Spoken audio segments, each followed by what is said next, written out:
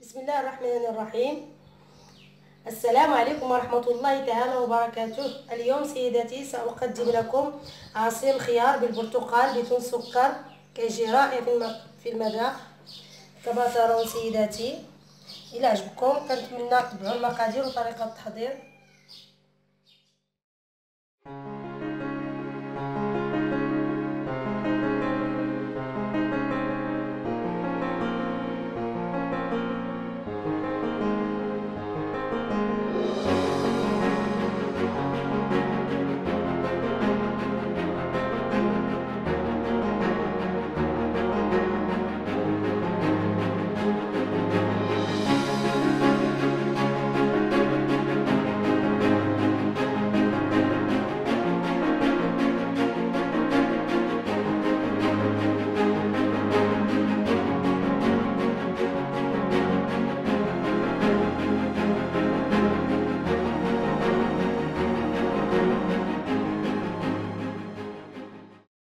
لهذا العصير سيداتي غادي نحتاجو نصف لتر من عصير الليمون البرتقال، 3 حبات خيار ما يعادل نصف كيلو، تفاحة واحدة.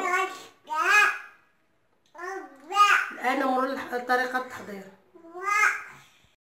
على هذا الشكل نقوم بإزالة البذور.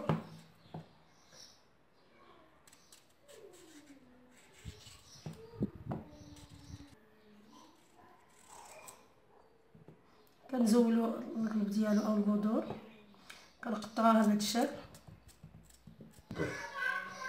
نحضر الخلاط الكهربائي، نضع الخيار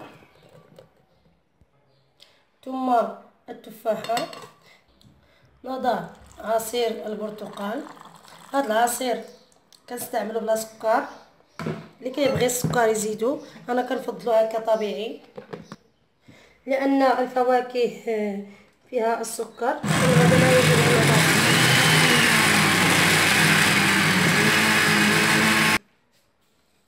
هذا هو العصير ديالنا سيداتي، أصبح جاهزا رائع كما ترون.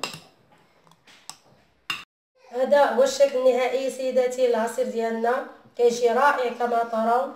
كنتمنى تجربوه وما تنساوش الاشتراك معي في القناة ليصلكم مني الجديد. والسلام عليكم ورحمة الله تعالى وبركاته.